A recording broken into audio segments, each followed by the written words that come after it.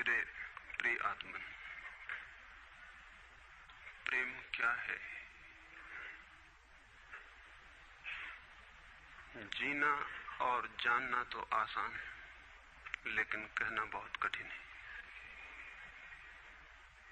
जैसे कोई मछली से पूछे कि सागर क्या है, तो मछली कह सकती है ये है सागर, ये रहा, चारों तरफ वही है। लेकिन कोई पूछे कि कहो क्या है, बताओ मत, तो बहुत कठिन हो जाएगा मछली को। आदमी के जीवन में भी जो श्रेष्ठ है, सुंदर है और सत्य है, उसे जिया जा सकता है, जाना जा सकता है, हुआ जा सकता है, लेकिन कहना बहुत मुश्किल है। और दुर्घटना और दुर्भाग्य यह है कि जिसमें जिया जाना चाहिए, जिसमें हुआ जाना चाहिए, उसके संबंध में मनुष्य जाति 5-6 हजार वर्ष से केवल बातें कर रही है। प्रेम की बात चल रही है, प्रेम के गीत गाए जा रहे हैं, प्रेम के भजन गाए जा रहे हैं, और प्रेम का मनुष्य के जीवन में कोई स्थान नहीं है। अगर आदमी के भीतर खोजने जाएं तो प्रेम से ज्यादा असत्य शब्द दूसरा नहीं मिलेगा। और जिन लोगों ने प्रेम को असत्य सिद्ध कर दिया है और जिन्होंने प्रेम की समस्त धाराओं को अवरुद्ध कर दिया है, और बड़ा दुर्भाग्य यह है कि लोग समझते हैं वे ही प्रेम के जन्मदाता भी हैं। धर्म प्रेम की बातें करता है, लेकिन आज तक जिस प्रकार का धर्म मनुष्य जाति के ऊपर दुर्भाग्य की भांति छाया हुआ है, उस धर्म ने ही मनुष्य के जीवन से प्रेम के सारे द्वार बंद कर दिए। और न इस संबंध में पूरब और पश्चिम में कोई फर्क है, न हिंदुस्तान में और न अमेरिका में कोई फर्क है। मनुष्य के जीवन में प्रेम की धारा प्रकट ही नहीं हो पाई, और नहीं हो पाई तो हम दोष देते हैं कि मनुष्य ही बुरा है, इसलिए नहीं प्रकट हो पाई। हम दोष देते हैं कि ये मन ही जहर है, इसलिए प्रकट नहीं हो पाई। मन जहर नहीं है, और जो लोग मन को जहर कहते रहे, उन्होंने ही प्रेम को जहरीला कर दिया, प्रेम को प्रकट नहीं होने दिया। मन जहर हो कैसे सकता है? इस जगत में कुछ भी जहर नहीं है। परमात्मा के सारे उपक्रम में कुछ भी विष नहीं है, सब अमृत है। लेकिन आदमी ने सारे अमृत को जहर कर लिया है, और इस जहर करने में शिक्षक, साधु संत और तथाकथित धार्मिक लोगों का सबसे ज्यादा हाथ है। इस बात को थोड़ा समझ लेना जरूरी है, क्योंकि अगर ये बात दिखाई न पड़े तो मनुष्य के जीवन में कभी भी प्रेम भविष्य में भी नहीं हो सकेगा। क्योंकि जिन कारणों से प्रेम नहीं पैदा हो सका है, उन्हीं कारणों को हम प्रेम प्रकट करने के आधार और कारण बना रहे हैं। हालतें ऐसी हैं कि गलत सिद्धांतों को अगर हजारों वर्ष तक दोहराया जाए तो फिर हम ये भूल ही जाते हैं कि सिद्धांत गलत है, और दिखाई पड़ने लगता है कि आदमी गलत है, क्योंकि उन सिद्धांतों को पूरा नहीं कर पा रहा है। मैंने सुना है एक सम्राट के महल के नीचे से एक पंखा बेचने वाला गुजरता था और जोर से चिल्ला रहा था कि अनूठे और अद्भुत पंखे मैंने निर्मित किए। ऐसे पंखे कभी भी नहीं बनाए गए, ये पंखे कभी देखे भी नहीं गए हैं। सम्राट ने खिड़की से झांक के देखा कि कौन है जो अनूठे पंखे ले आया। सम्राट के पास सब तरह के पंखे थे, दुनिया के कोने कोने में जो मिल सकते थे। और नीचे देखा, गलियारे में खड़ा हुआ एक आदमी, साधारण 2-2 पैसे के पंखे होंगे, और चिल्ला रहा है कि अनूठे, अद्वितीय। उस आदमी को ऊपर बुलाया और पूछा कि इन पंखों में क्या खूबी है, दाम क्या है इन पंखों के? उस पंखे वाले ने कहा कि महाराज, दाम ज्यादा नहीं है, पंखे को देखते हुए दाम बहुत कम है, सिर्फ 100 रुपए का पंखा है। सम्राट ने कहा 100 रुपए? ये 2 पैसे का पंखा जो बाजार में जगह जगह मिलता है, 100 रुपए दाम, क्या है इसकी खूबी?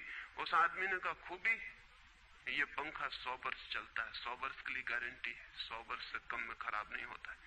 सम्राट ने कहा इसको देख के तो ऐसा लगता है कि सप्ताह भी चल जाए, पूरा तो मुश्किल है। धोखा देने की कोशिश कर रहे हो, सरासर बेईमानी, और वो भी सम्राट के सामने। उस आदमी ने कहा आप मुझे भली भांति जानते हैं, इसी गलिहारे में रोज पंखे बेचता हूं, 100 रुपए दाम है इसके, और अगर 100 वर्ष न चले तो जिम्मेदार मैं हूं, रोज तो नीचे मौजूद होता हूं, और फिर आप सम्राट हैं, आपको धोखा देके जाऊंगा कहां। वो पंखा खरीद लिया गया। सम्राट को विश्वास तो न था, लेकिन आश्चर्य भी था कि यह आदमी सरासर झूठ बोल रहा है, किस बल पर बोल रहा है। पंखा 100 रुपए में खरीद लिया गया और उससे कहा कि 7वें दिन तुम उपस्थित हो जाना। 2-4 दिन में ही पंखे की डंडी बाहर निकल गई, 7वें दिन तो वो बिल्कुल मुर्दा हो गए। लेकिन सम्राट ने सोचा कि शायद पंखे वाला आएगा नहीं, लेकिन ठीक समय पर 7वें दिन वो पंखे वाला हाजिर हो गया। उसने कहा कहो महाराज।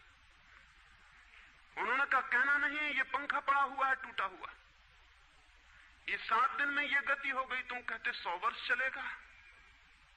पागल हो या धोखेबाज क्या हो। उस आदमी ने कहा कि मालूम होता है आपको पंखा झलना नहीं आता है। पंखा तो 100 वर्ष चलता ही, पंखा तो गारंटीड है, आप पंखा झलते कैसे थे। सम्राट ने कहा और भी सुनो, अब मुझे ये भी सीखना पड़ेगा कि पंखा कैसे किया जाता है। उस आदमी ने कहा कृपा करके बताइए कि इस पंखे की गति 7 दिन में ऐसी कैसे बना दी आपने, किस भांति पंखा किया। सम्राट ने पंखा उठा के करके दिखाया कि इस भांति मैंने पंखा किया। उस आदमी ने कहा समझ गया, भूल, इस तरह पंखा नहीं किया जाता। सम्राट ने कहा और क्या रास्ता है पंखा जलने का। उस आदमी ने कहा पंखा पकड़िए सामने और सिर को हिलाइए। पंखा 100 वर्ष चलेगा, आप समाप्त हो जाएंगे लेकिन पंखा बचेगा। पंखा गलत नहीं है, आपके जलने का ढंग गलत है। यह आदमी पैदा हुआ है 5-6 हजार या 10 हजार वर्ष की संस्कृति का, यह आदमी फल है, लेकिन संस्कृति गलत नहीं है, यह आदमी गलत है। आदमी मरता जा रहा है रोज, और संस्कृति की दुहाई चलती चली जाती है कि महान संस्कृति, महान धर्म, महान सब कुछ, और उसका ये फल है, आदमी उसी संस्कृति से गुजरा है और ये परिणाम है उसका। लेकिन नहीं, आदमी गलत है और आदमी को बदलना चाहिए अपने को। और कोई कहने की हिम्मत नहीं उठाता कि कहीं ऐसा तो नहीं है कि 10 हजार वर्षों में जो संस्कृति और धर्म आदमी को प्रेम से नहीं भर पाए, वो संस्कृति और धर्म गलत हो। और अगर 10 हजार वर्षों में आदमी प्रेम से नहीं भर पाया, तो आगे कोई संभावना है इसी धर्म और इसी संस्कृति के आधार पर कि आदमी कभी प्रेम से भर जाए। 10 हजार वर्षों में जो नहीं हो पाया, वो आगे भी 10 हजार वर्षों में होने वाला नहीं है, क्योंकि आदमी यही है, कल भी यही होगा। आदमी हमेशा से यही है और हमेशा यही होगा। और संस्कृति और धर्म जिनके हम नारे दिए चले जाते हैं, संतों और महात्माओं की जिनकी दुहाइयां दिए चले जाते हैं, सोचने के लिए हम तैयार नहीं कि कहीं हमारा बुनियादी चिंतन की दिशा ही तो गलत नहीं है। मैं कहना चाहता हूं कि वो गलत है, और गलत सबूत है ये आदमी।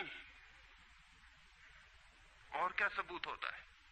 एक बीज को हम बोएं और फल जहरीले और कड़वे हों, तो क्या सब सिद्ध होता है? सिद्ध होता है कि वो बीज जहरीला और कड़वा रहा होगा। हालांकि बीज में पता लगाना मुश्किल है कि उससे जो फल पैदा होंगे वो कड़वे पैदा होंगे। बीज में कुछ खोजबीन नहीं की जा सकती।